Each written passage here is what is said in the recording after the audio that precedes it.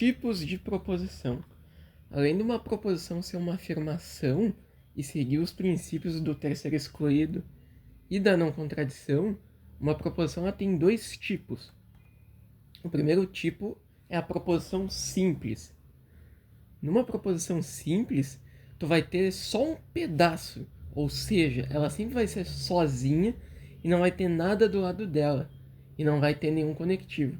Já eu vou explicar esse conceito de conectivo, mas por enquanto tem que ter em mente que uma proposição simples, ela sempre é sozinha e não tem nenhum conectivo.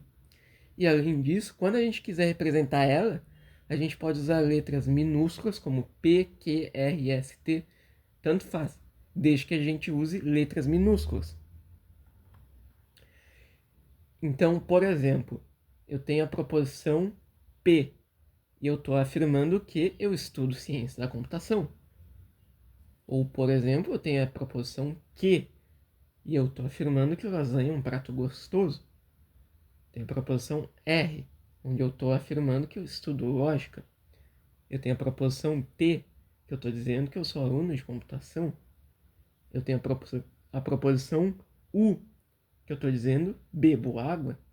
Da mesma forma que eu tenho a proposição V, que eu estou dizendo que eu estou lendo o material. E se tu reparar nessas proposições, não tem nenhuma outra do lado delas.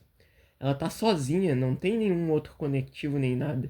Então, uma proposição simples, ela vai ter sempre esse formato. E também existe a proposição composta. Uma proposição composta é aquela que ela vai ter uma outra proposição do lado. Ela nunca vai estar sozinha. E ela vai ter um conectivo, justamente, que já eu vou explicar o que é. E além disso, ela pode ter uma ou mais proposições do lado dela.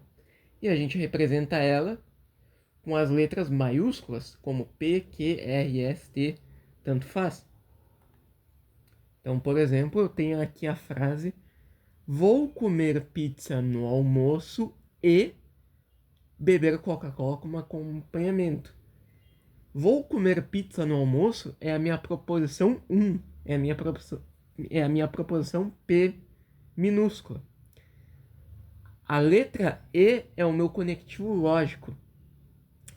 E do lado desse meu conectivo E, eu tenho a proposição 2, a proposição que eu estou dizendo que eu vou beber Coca-Cola como acompanhamento.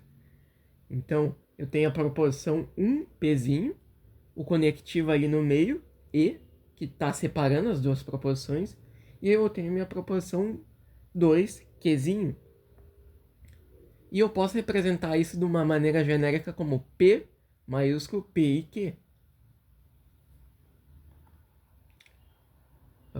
Outro exemplo, aqui eu tenho a frase, proposição no caso, né? Tenho 50 reais, vou comprar um X de 30 ou um bolo de 20 reais. A minha proposição 1, Pzinho, é a frase tenho 50 reais, vou comprar um X de 30. O meu conectivo que separa as duas é o conectivo OU.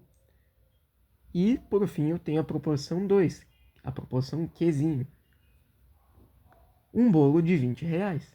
E eu poderia representar essa proposição de uma maneira genérica, escrevendo Qzão, P ou Q. E também a gente tem os conectivos.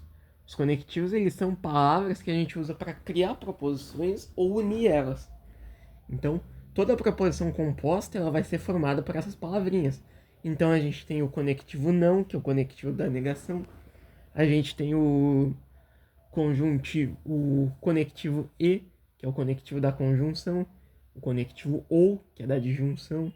O conectivo se, então, que é da condicional. E o conectivo se somente se, que é da bicondicional.